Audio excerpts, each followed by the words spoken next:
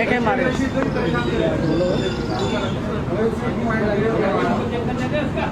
जी शुरू कर लें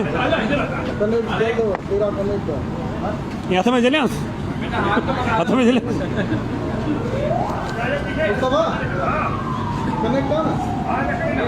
जी बाबा आज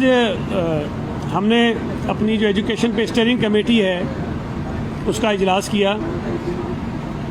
और जो नई डेवलपमेंट्स हो रही हैं स्कूलों को, कॉलेजेस को, यूनिवर्सिटीज़ को खोलने के हवाले से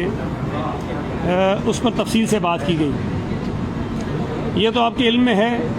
कि 9वीं, 10वीं, 11वीं और 12वीं जमातें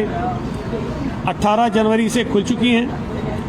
और मज़ीद जो क्लासेस हैं स्कूल्स की और यूनिवर्सिटीज़, उनका प्लान ये है कि 1 फरवरी से वो तमाम क्लासेस भी खुल जाएंगी। इसमें जो एक बुनियादी चीज़ जो मैं समझता हूँ अहम फ़ैसला जो आज कमेटी ने किया है वो अगला एकेडमिक प्लान है। आपके इल्म में होगा कि जब गुज़िश्ता बार स्कूल्स खोले गए थे या तालीमी इदारे खोले गए थे तो उस वक्त एक पूरा प्लान बनाया गया था और उन तमाम चीज़ों को मद्देनज़र रखते हुए कि जितने दिन स्कूल्स, कॉलेजेस, यूनिवर्सिटीज़ बंद रहीं, जो सिलेबस था उसको 40% कम किया गया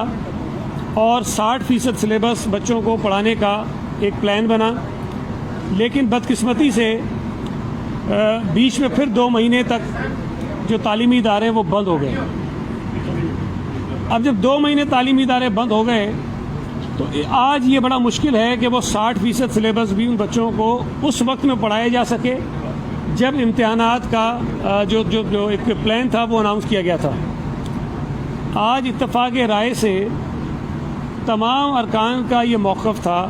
उनका ये कहना था कि हमें इम्तिहानात जल्दबाजी में नहीं करवाने चाहिए और इम्तिहानात करवाने से पहले हम इस बात को यकीनी बनाएं कि जो 60% सिलेबस हमने तय किया है वो बच्चों को बेहतर अंदाज में पढ़ाया जाए और उसके बाद उनके इम्तिहानात लिए जाएं, चाहे हमें इम्तिहानात में कुछ ताख़ीर ही क्यों ना करनी पड़े।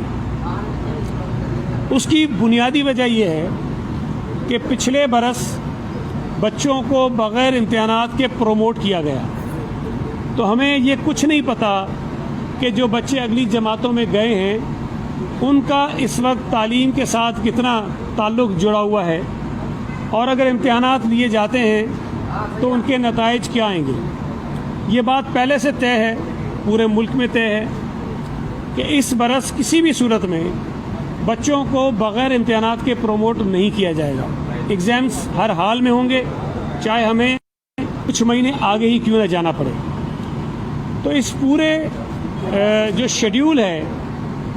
उसको मुरतब करने के लिए एक कमेटी जो हमने पहले बनाई थी, जिसने एक पिछला प्लान बनाया था, उस कमेटी को दोबारा रिवाइव किया गया है। उस कमेटी में सेक्रेटरी स्कूल्स, सेक्रेटरी कॉलेजेस और सेक्रेटरी यूनिवर्सिटीज़ एंड बोर्ड शामिल हैं। उस कमेटी में तमाम तालीमी इदारों के जो बोर्ड्स हैं, तालीमी बोर्ड जो हैं, उनके चेयरमैन शामिल हैं और उसके अलावा उस कमेटी को ये भी इख्तियार दिया गया है कि वो अगर चाहें तो मज़ीद अरकान को कॉप्ट भी कर सकते हैं। इस कमेटी ने हमें 1 हफ़्ते के अंदर अंदर ये पूरा जो तालीमी एक प्लान है पूरे साल का वो बना के देना है, बल्कि इस साल का भी बनाना है और अगले साल का भी बनाना है। यानी जो 20-21 है वो भी होगा और 21-22 जो है वो भी इसके अंदर होगा। फिर उसके अंदर छुट्टियां कितनी होनी हैं, कितने दिन बच्चों को पढ़ाया जाना है, इम्तिहानात कब होने हैं और नताइज का जो ऐलान है वो कब करना है। फिर उसमें बीच में यूनिवर्सिटीज़ के दाखिले आते हैं, वो डिस्टर्ब होंगे, तो उनसे भी हम बात करेंगे कि यूनिवर्सिटीज़ में जो एडमिशन्स होने हैं उनको किस तरह से हमें कितना आगे करना है। तो ये एक बड़ा कम्प्रिहेंसिव प्लान बनाने का टास्क हमने इस कमेटी को दिया है और इंशाल्लाह ताला अगली मीटिंग जो हमने रखी है वो 30 जनवरी को है, ताकि 1 फरवरी को जब तालीमी इदारे और यूनिवर्सिटीज़ और कॉलेज सारे खुल जाएं تو اس سے پہلے ہم اپنا ایک پلان جو ہے وہ اناؤنس کر دیں. تو یہ ہم نے کیا ہے. اس کے ساتھ ساتھ ایک چیز پہلے سے طے تھی کہ تعلیمی اداروں میں 50% طالب علم آئیں گے. یعنی اگر کسی جماعت میں 50 بچے پڑھتے ہیں، ایک دن میں 25 بچے وہاں آئیں گے اور اگلے دن 25 بچے آئیں گے. تو اس سے ہوگا یہ کہ ایک بچے کو ہفتے میں 3 دن جو ہے وہ اسکول آنا پڑے گا یا کالج آنا پڑے گا، یا جتنے بھی تعلیمی ادارے ہیں تمام جماعتوں میں یہ طریقہ کار طے کہ یہ پہلے سے تھا، اس کو دوبارہ ہم نے کہا ہے کہ یہ کنٹینیو کریں گے. ہم جو SOPs ہم نے پہلے سے طے کی ہوئی ہیں، جو ایک بہت کمپریہنسو SOPs اسی اسٹیئرنگ کمیٹی نے منظور کی تھی، وہ ہم پہلے جاری کر چکے ہیں. اس پر عمل درآمد جو ہے وہ مزید بہتر بنانے کی کوشش کی جائے گی اور سب کو تاکید کی گئی ہے، سرکاری اور پرائیویٹ اسکولز کو، کہ وہ یہ کریں. جب پچھلی مرتبہ تعلیمی ادارے کھولے گئے تھے تو تمام تعلیمی اداروں میں کووڈ کے ٹیسٹ کروانے کا سلسلہ ہم نے شروع کیا تھا. وہ سلسلہ اب دوبارہ، چونکہ اس وقت تو صرف بہت کم جماعتیں کھلی ہوئی ہیں، لیکن 1 فروری سے تمام تعلیمی ادارے کھلیں گے، تو ان تعلیمی اداروں میں کووڈ کے جو ٹیسٹ ہونے ہیں اس کی بھی رفتار کو مزید بڑھایا جائے گا اور وہ ریگولر ہم کریں گے. اس کے ساتھ ساتھ جو پرائیویٹ اسکولز کی مشکلات ہیں اس پر بھی بات ہوئی، اور ایک مرتبہ پھر میں پہلے بھی یہ بات کئی مرتبہ کہہ چکا ہوں، آپ کے ذریعے بھی کہہ چکا ہوں، میڈیا کے ذریعے، اور اس کے ساتھ ساتھ جو ہماری میٹنگز ہوتی ہیں اسلام آباد کے ساتھ، اس میں بھی یہ بات میں نے کہی ہے کہ تمام پرائیویٹ اسکولز، خاص طور پہ جو چھوٹے پرائیویٹ اسکولز ہیں، ان کی مدد کے لیے فیڈرل گورنمنٹ کوئی ایک اسکیم اناؤنس کرے. جس طرح انہوں نے لاک ڈاؤن کے دنوں میں مختلف جو انڈسٹریز تھیں اس کے لیے پیکیج اناؤنس کیا تھا کہ وہ اسٹیٹ بینک سے لون کے لیے رجوع کر سکتے ہیں، اور بڑا نامنل سا اس کے اوپر مارک اپ تھا. اسی طرح جو چھوٹے پرائیویٹ اسکولز ہیں ان کے لیے بھی انٹرسٹ فری لونز جو ہیں وہ اناؤنس کیے جائیں، اور اگر اس کے اوپر کوئی مارک اپ ہوتا ہے نامنل 1 یا 2% تو وہ مارک اپ جو ہے وہ وفاقی حکومت پے کرے، اور چھوٹے اسکولز کو وہ لون جو ہیں دیے جائیں تاکہ اپنے اسکولز کو وہ چلا سکیں اور کنٹینیو کر سکیں. اس کے ساتھ ساتھ ہم نے تفصیل بتائی کہ جو ڈسٹینس لرننگ ہے یا جو آن لائن لرننگ ہے یا جو مختلف ہم نے میتھڈز اڈاپٹ کیے ہیں وہ کہاں تک پہنچے ہیں، اس سے کمیٹی کو جو ہے آگاہ کیا گیا. لیکن بنیادی طور پر جو امپورٹنٹ چیزیں تھیں وہ یہ تھیں. اس کے ساتھ ساتھ آپ کے علم میں ہوگا کہ سرکاری اسکولوں کا تو ہم سینسس کرواتے ہیں، اینول سینسس ہوتا ہے ان کا، ایک رپورٹ بنتی ہے کہ کتنے سرکاری اسکول ہیں، لیکن پرائیویٹ اسکولز کا ایسا کوئی سینسس نہیں ہو رہا. وہ ہم نے اب شروع کیا ہے، اور پرائیویٹ اسکولز کے جو نمائندے تھے ان سے ہم نے کہا ہے کہ وہ اپنے تمام ممبران کو اس بات سے آگاہ کریں. یہ کوئی آڈٹ نہیں ہے، کوئی ٹیکس کے لیے نہیں ہے، صرف اور صرف ہمارا مقصد یہ ہے کہ ہمیں یہ پتہ ہو کہ صوبے میں کتنے پرائیویٹ اسکولز ہیں اور ان پرائیویٹ اسکولز میں کتنے بچے پڑھ رہے ہیں،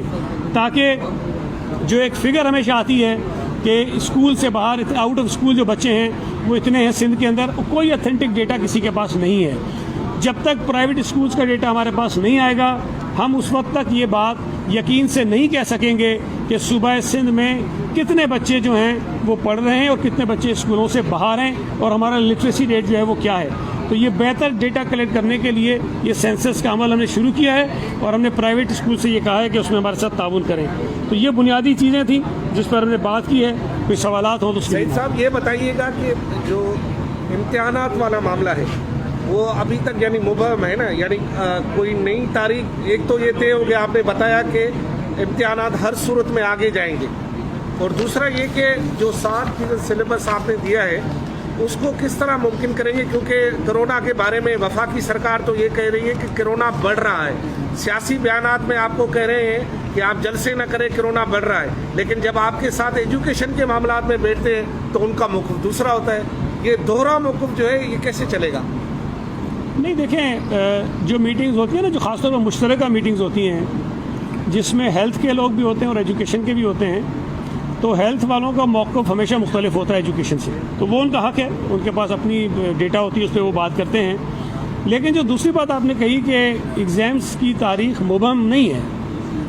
ایگزامس کی جو تاریخ ہے، جو بورڈ کے ایگزامس تھے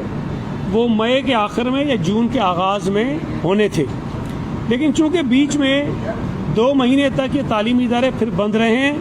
باوجود اس کے کہ ہم نے سلیبس کو کم کیا،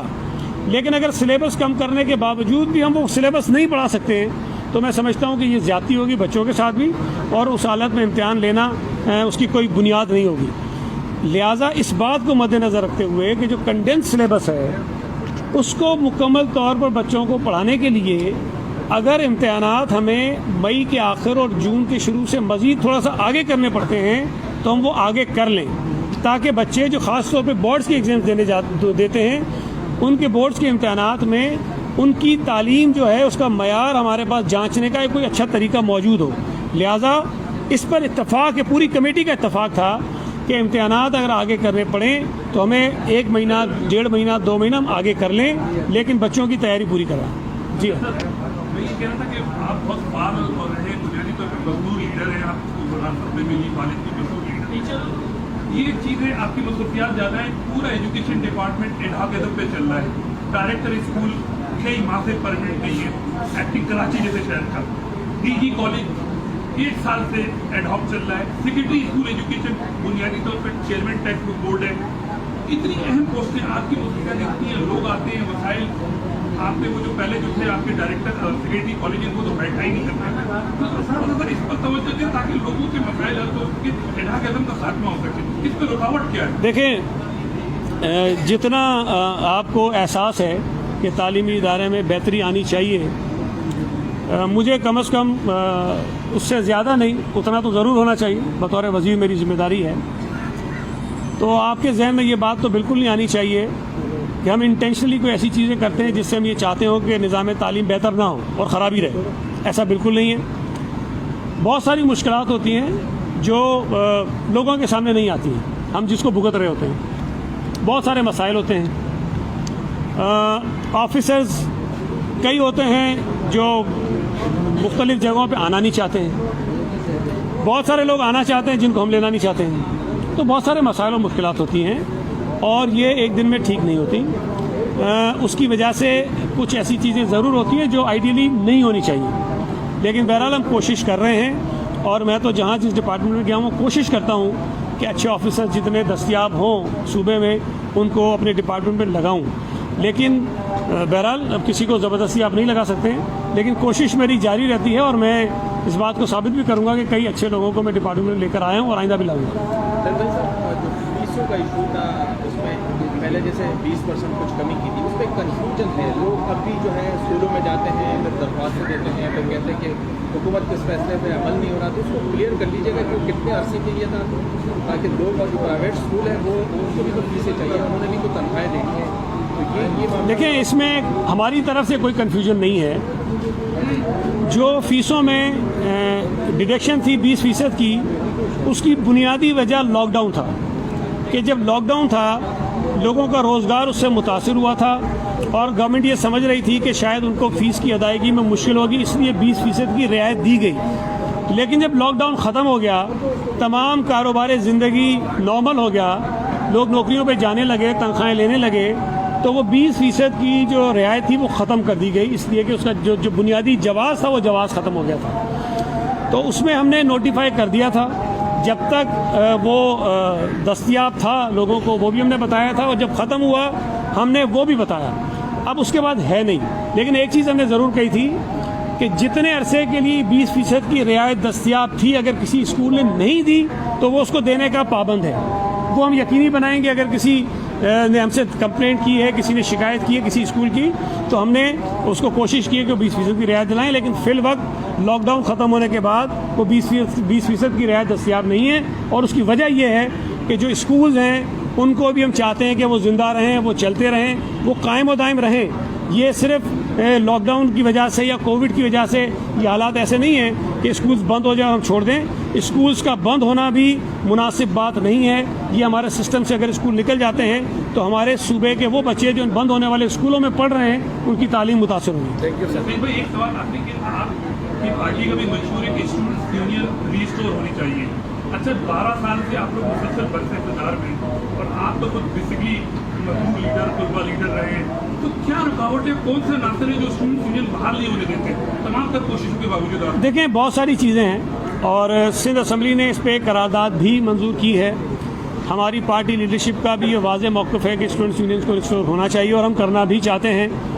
اس میں ایک سپریم کورٹ کا فیصلہ تھا, ہم اس کو بھی دیکھ رہے تھے کہ اس کو بھی سامنے رکھیں. اور اس وقت جب یہ ہم کر رہے تھے سارا کام اسمبلی میں, تو ایک بنیادی چیز یہ تھی کہ جو سیاسی جماعتیں ہیں ہمارے صوبے میں جو کام کر رہی ہیں ان کو ہم اعتماد میں لیں اور ان سے یقین دہانی لیں کہ جو اسٹوڈنٹس یونین جب بحال ہو جائیں تو ہم پیپلز پارٹی سمیت تمام سیاسی جماعتیں ان کو اپنے سیاسی مقاصد کے لیے استعمال نہ کریں, تاکہ جن وجوہات کی بنا پر ان کے اوپر پابندیاں لگائی گئی تھیں وہ وجوہات دوبارہ پیدا نہ ہوں. تو ہم یہ نہیں چاہتے کہ اسٹوڈنٹس یونینز بحال ہو جائیں لیکن بحال ہونے کے بعد پھر وہی چیزیں ان کے اوپر آنا شروع ہوں اور وہ لوگ جو مخالف ہیں ان کے پاس ایسے دلائل ہوں کہ جی ان کو دوبارہ پابندی لگنی چاہیے. تو ہم چاہتے ہیں کہ یہ بحال ہوں لیکن اس انداز میں ہو تاکہ یہ کنٹینیو کر سکیں.